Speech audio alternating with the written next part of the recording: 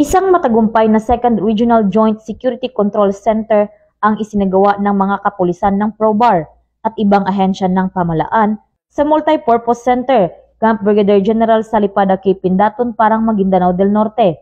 Ito lamang ika-21 ng Hulyo taong kasalukuyan.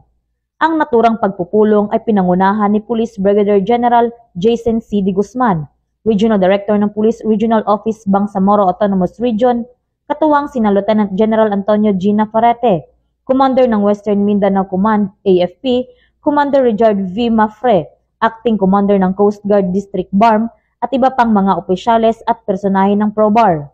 Tinalakay sa pagpupulong ang mas pinaigting na paghahanda sa seguridad at pagpapatibay ng mga pinagsanib na operational plan upang matugunan ang mga posibleng banta kaugnay ng nalalapit na 2025 First BARM Parliamentary Election.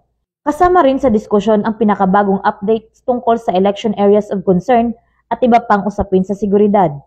Binibigyan din nito ang pagkakaisa at matatag na pangako ng PNP, AFP at Philippine Coast Guard na matiyak ang mapayapa, maayos at tapat na halalan sa rehiyon ng Bangsamoro.